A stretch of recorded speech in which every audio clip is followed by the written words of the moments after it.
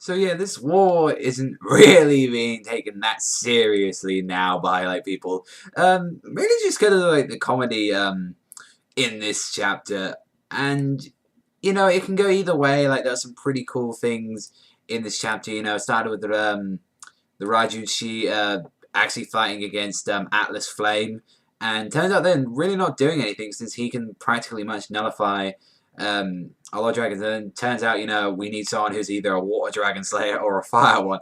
And Natsu just comes out with like the biggest smile on his face, like eating this guy alive. And he's saying, "Yo, I got this one. Go to the castle and help Wendy." And he was like actually started eating him and ended up like really just annoying him, like making him smash into buildings and stuff.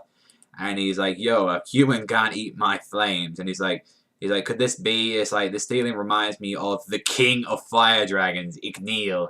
So, and I did like this. It showed like Igneel like on top of like Atlas, just like dominating and saying, "You're my bitch now, Atlas." Like, and he's saying, "Who are you? What's your relation?" And he's saying, you know him. He's saying he's my friend.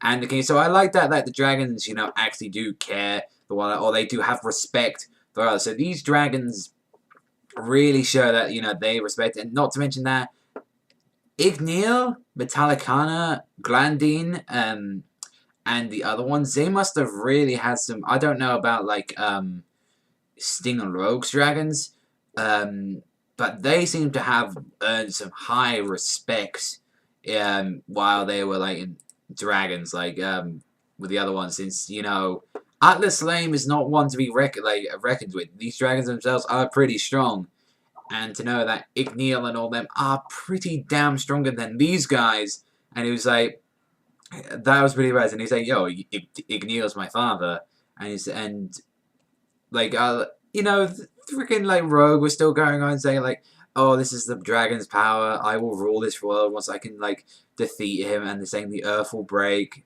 and it seems like we see like Gargiel's already found his one, his dragon. I think Cobra is going against the Rock one. I don't know about Sting, who he's going against, or Rogue himself, like the current time Rogue, not the future one. And he was just going like on a huge power drive. They say, shadows will become light. I'll become the ultimate light and illuminate this world, like some Toby sort of stuff.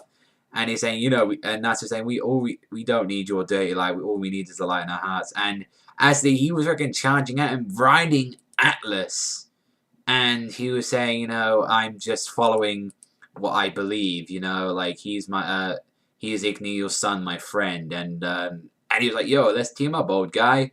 And he's like, "Old guy." It's like, so next chapter will be 333, not 666, unfortunately, or actually, what was like the dragon number? I probably forget. I think it was 777. Yeah, 7. So I don't think the series will last like that long until 777, but 333, that's still pretty cool that we've got up to 333 chapters now.